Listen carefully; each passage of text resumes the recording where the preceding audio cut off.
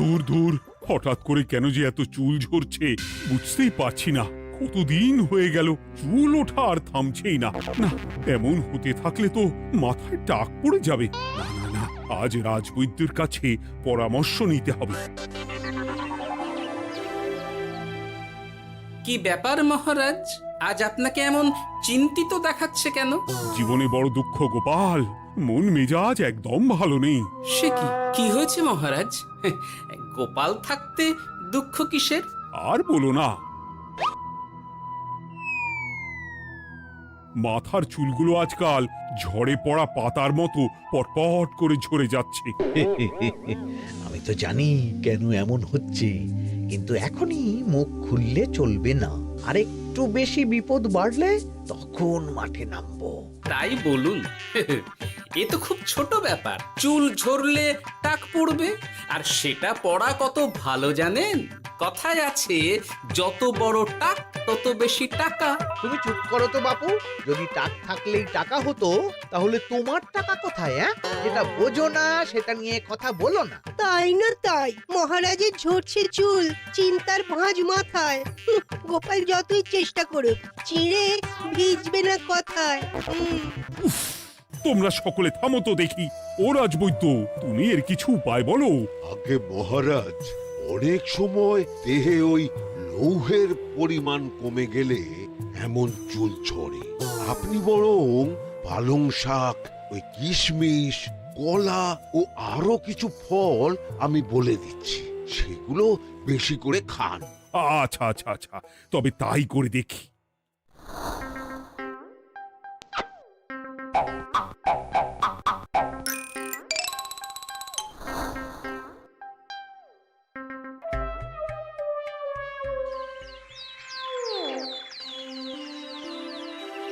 ও রাজবৈদ্য, তোমার কথা মতো শাক পাতা ফলমূল সবই তো খেলাম, চুল ঝরা বন্ধ তো হলোই না। তো জানতামই এমন হবে। কিন্তু মহারাজ, এমনটা তো হওয়ার কথা নয়। কিন্তু হচ্ছে তো। আরে আমার সাধের চুল, কোথায় চলে গেলি সব? এর জন্য তুমি দায়ী। তুমি এর জন্য শাস্তি পাবে বৈদ্য। আমাকে আমাকে ক্ষমা করে দিন মহারাজ, এমনটা হবে এ তো আমি ভাবতেই পারিনি। কিছু মনে করবেন না মহারাজ, ছোট মুখে বড় কথা বলছি, কিন্তু সত্যি এখানে রাজবৈদ্যর কোনো দোষ নেই। ওকে শাস্তি দেওয়াটা ঠিক হবে না মহারাজ। দেখেছেন মহারাজ, গোপালের সাহসটা দেখেছেন? আপনার মুখের উপর কথা বলছে। তা বলি, তুমি যখন এতই বোঝো, তাহলে নিজেই একটা আস্ত লোহা খেয়ে দেখো না, তোমার মাথায় চুল গজাচ্ছে কিনা। ঠিকই আছে, এসব মূর্খের মতো কথা কেবল আপনার থেকেই আশা করা যায় মন্ত্রী মশাই। মহারাজ, আপনি বিচক্ষণ মানুষ, আমার শুধু অনুরোধ, আরেকবার ভেবে দেখবেন। ঠিক আছে, রাজবৈদ্যকে আমি শাস্তি দেব না, কিন্তু সকলের জন্য আমার একটা ঘোষণা আছে। কি ঘোষণা? আমার এই কঠিন সমস্যা যে দূর করে দিতে পারবে, তাকে আমি বিশেষ পুরস্কারে ভূষিত করব। এই তো পেয়েছি, এই সুযোগ কোনোভাবেই হাতছাড়া করা চলবে না। এবারের সমস্যাটা সত্যি বেশ কঠিন। কি করলে যে মহারাজের চুল পড়া বন্ধ হবে সেই উপায় মাথাতেই আসছে না। হঠাৎ করে কেন যে এমন হলো কে জানে।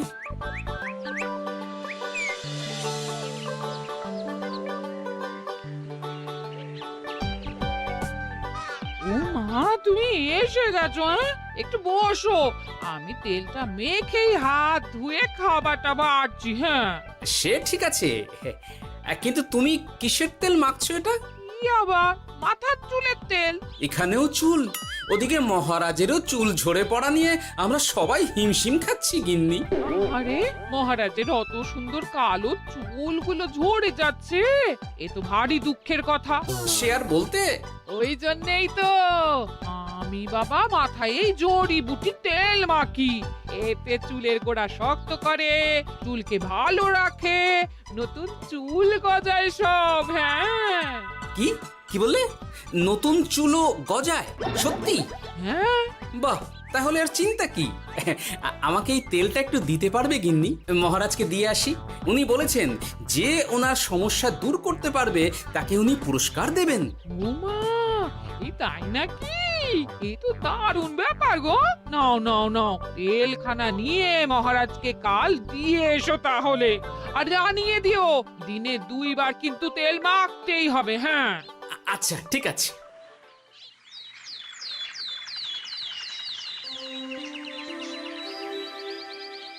কোনো উপায় খুঁজে পেলে তোমরা? আগে মহারাজ, আমি আপনার জন্য নকল চুল বানিয়ে এনেছি। যতদিন আপনার চুল পড়া বন্ধ না হচ্ছে ততদিন আপনি এটা পরে ব্যবহার করতে পারেন। সে তো বুঝলাম, কিন্তু নকল চুল তো আর আসল চুলে জায়গা নিতে পারবে না বিজ্ঞানী। আসল চুলের কথা ভেবে আমি আপনার জন্য কেশুত্তে পাতা এনেছি মহারাজ।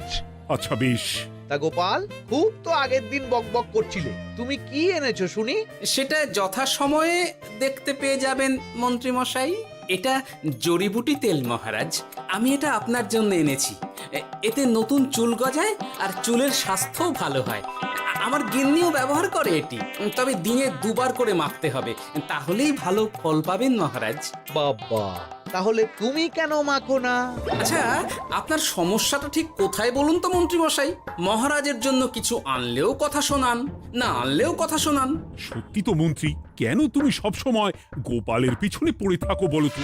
এরা তো তাও সবাই কিছু না কিছু আমার কথা চিন্তা করে এনেছে, তুমি তো সেটাও করনি। না আসলে মহারাজ, আমিও ভাবছিলাম আপনার কথা, কিন্তু থাক, বুঝেছি। আহ, দারুণ। তেলের গন্ধটাও খুব সুন্দর। গোপাল, তোমায় অনেক ধন্যবাদ। আশা করছি ব্যবহার করলে খুব ভালো ফল দেবে। একদম দেবেই মহারাজ। দূর বাবা, ভেবেছিলাম এক হলো আর এক। কোথা দিয়ে যে গোপালটা মাঝখান দিয়ে এসে নাক গলিয়ে ঢুকে পড়ে, খুব শক্ত পুরস্কার নেওয়ার। দেখাচ্ছি মজা।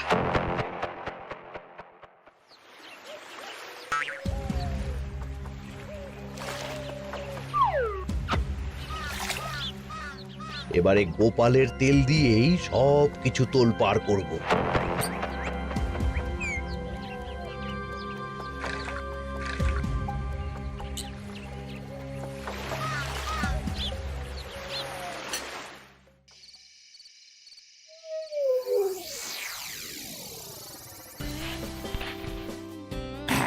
ব্যাস, হয়ে গেল 2 বার মাখা।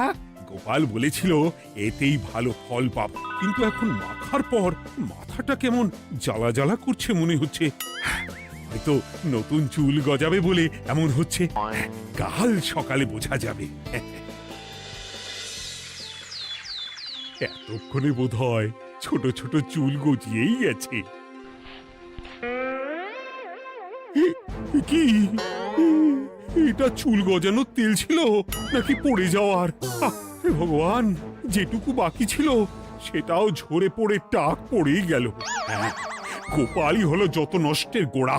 আজ আসুক সভায়।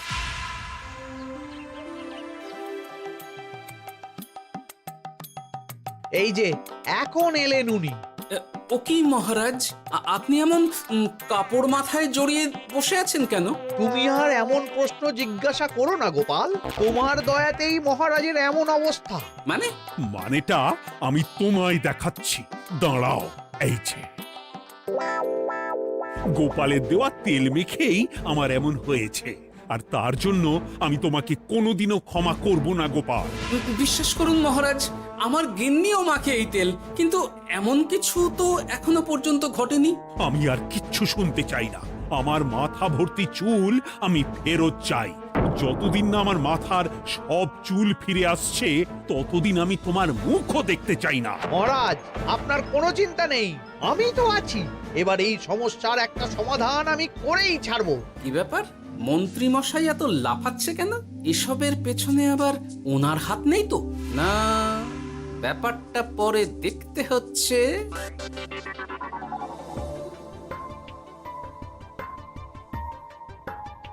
আমি বলি কি মহারাজ, এই সময়টা বরং আপনি নকল চুলটা মানে পরচুলা ব্যবহার করুন। হ্যাঁ, অগত্যা, কিছু তো একটা গন্ডগোল আছেই। গিন্নিও তো রোজ মাথায় তেল মাখে, কই এমন তো হয় না। মন্ত্রী যদি কিছু করেও থাকে তাহলেও হাতে নাতে ধরবো কিভাবে? ও কি গো গোপাল দাদু, এখন এই সময় তুমি রাজসভা ছেড়ে এখানে? তোদের দাদু আর রাজসভায় যাবে না রে? কি বলছো গো? কেন?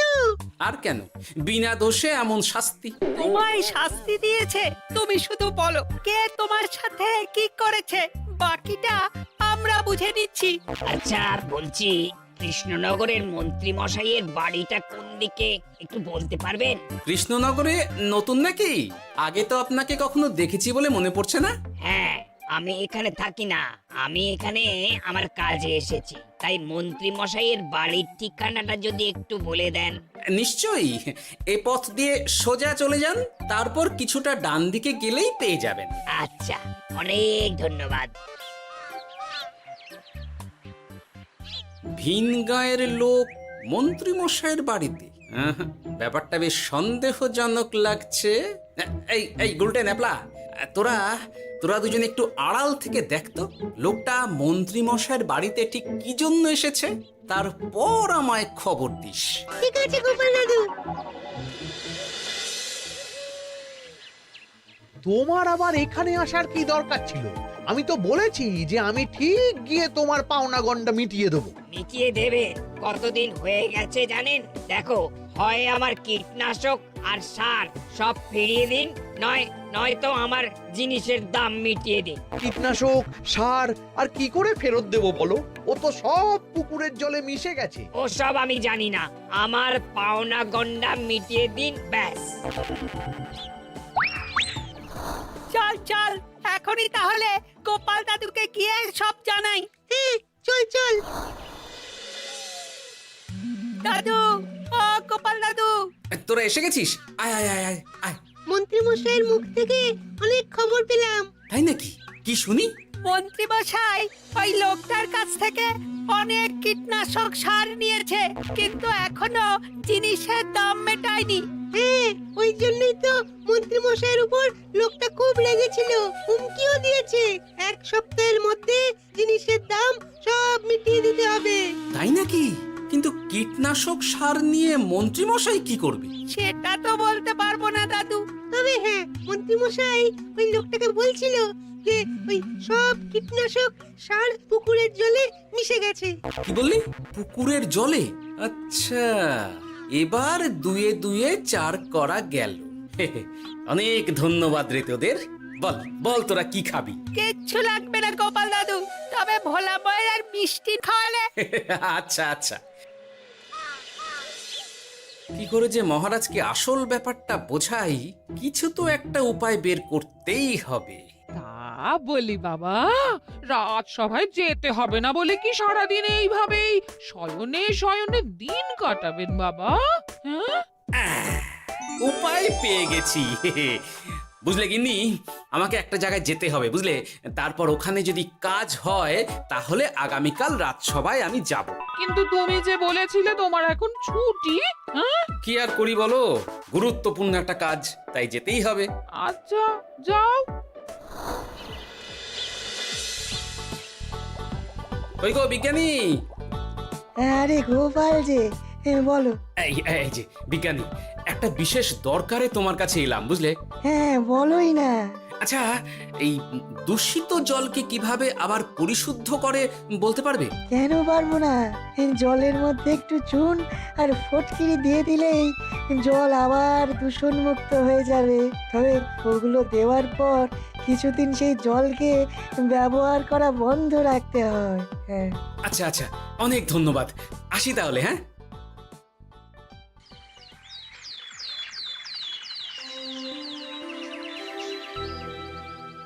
ছায়া পড়েছে, ছায়া পড়েছে, আমি বেশ বুঝতে পারছি তার ছায়া পড়েছে এখানে। কার ছায়া পড়েছে? আজকাল তোর মাথা থেকে অনেক চুল ঝরে পড়ছে, তাই না? আগে হ্যাঁ সাধু বাবা, আপনি একদম ঠিক কথা বলেছেন। ও বাবা, এ আবার কোথা থেকে উদয় হলো? আরে আমি একা গিয়ে সেই স্নানের পুকুর পরিদর্শন করতে চাই। যথা আজ্ঞা বাবা।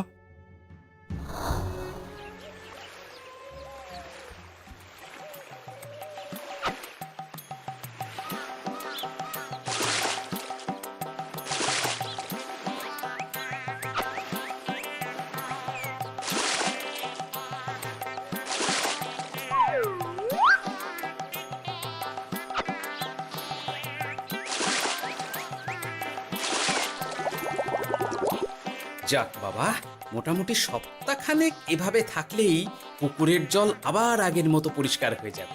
এবার শুধু মহারাজকে একটু বুঝিয়ে বললেই হয়ে যাবে।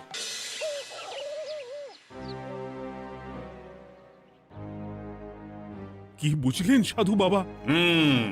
আমার অনুমানটাই ঠিক ছিল।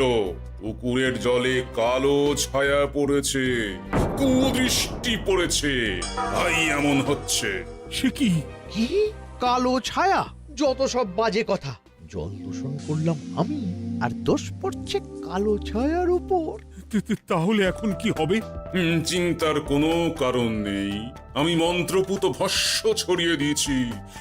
1 সপ্তাহ ওই পুকুরের জল স্পর্শ তো দূর, পুকুরের কাছেও যাওয়া নিষেধ। তাহলে আমার মোহরের কি হবে? যথা আজ্ঞা সাধু বাবা। ও কি তাহলে মহারাজ এতদিন স্নান করবেন কোথায়? সে কথা কাউকে চিন্তা করতে হবে না। মহারাজের ওপরে কালো ছায়া পড়া জল পড়েছে, তাই আগে সেটা শোধন করতে হবে। আমাকে তাহলে কি করতে হবে সাধু বাবা? আমার শিষ্য গোপাল আমাকে আগেই এই বিষয় জানিয়েছিল। আমি তার হাত দিয়েই তোর স্নানের জল পাঠিয়ে দেব। তাই আগামী 1 সপ্তাহ সেই জল দিয়েই তোকে স্নান করতে হবে। কি গোপাল? দেখছো তো মন্ত্রী, গোপাল আমাকে কত ভালোবাসে। আমি ওকে কত কথা শোনালাম, কিন্তু না না না না, কাল থেকেই আমি আবার গোপালকে রাজসভায় ডেকে আনবো। আমি আসছি, আমার কাজ হয়ে গেছে। আর হ্যাঁ, তোর স্নানের পুকুরের চারিদিকে প্রহরীর বন্দোবস্ত কর। কাক পক্ষীও যেন ওখানে প্রবেশ করতে না পারে। আচ্ছা বাবা, আচ্ছা।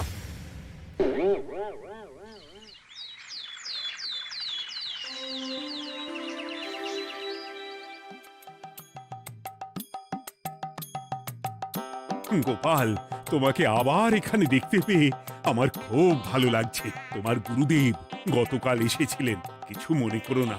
না বুঝেই তোমাকে অনেক কথা শুনিয়েছি। না মহারাজ, আমি জানি আপনি আমাকে খুব ভালোবাসেন, তাই আমি কিছু মনে করিনি মহারাজ। এই নিন, আমি আপনার স্নানের জল এনেছি। হ্যাঁ হ্যাঁ হ্যাঁ, দাও দাও দাও।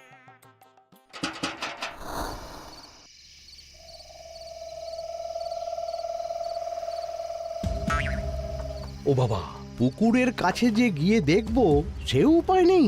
চারপাশে প্রহরীতে ভর্তি, তাহলে কি সত্যি সত্যি কালো ছায়া পড়েছে? ভালোই হলো, পাওনাদারকে বলে দেবো কীটনাশকটা জালি ছিল। হি হি।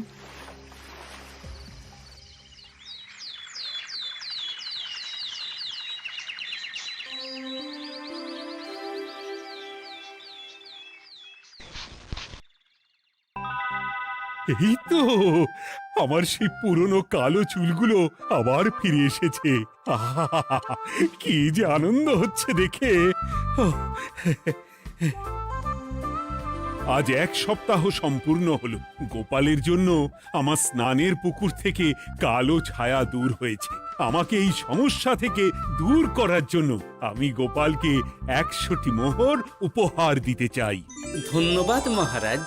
দূর, আমার আর ভালো লাগে না। সব সময় গোপালই মোহর পায়, এটা তো আমার পাওয়ার কথা ছিল। এদিকে আজকে পাওনাদারও আসবে।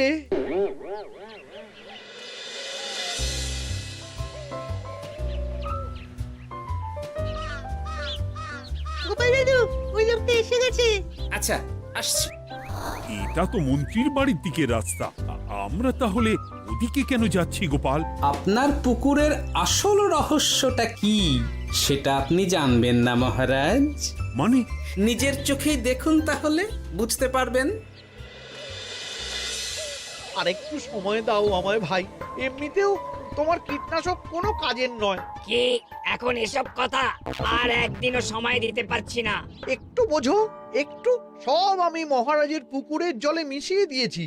মন্ত্রী, তুমি তাহলে সেই কালো ছায়া? মহারাজ, আপনার পর্দা ফাঁস হয়ে গেছে মন্ত্রী মশাই। তুমি তাহলে সবটা জানতে? একদম প্রথম থেকে। রে, খুব জোর ফেঁসেছি। এদিকে পাওনাদার, ওদিকে মহারাজ, এখান থেকে কেটে পড়তে হবে। গন্ডগোল করে আবার পালানো হচ্ছে কবে রে? বলো, কেন করেছিলে? মহারাজ, আমি ভেবেছিলাম আপনার সব চুল উঠে গেলে আমি আপনার কাছ থেকে চুল গজানোর ওষুধ দেওয়ার নামে অনেক টাকা লুটবো। কিন্তু সেই ভাবনা ভাবনাই থেকে গেল, সেগুড়ে যে বালি হয়ে গেল। ভাবা যায় চুলের জন্য চুলো চুলি, হ্যাঁ?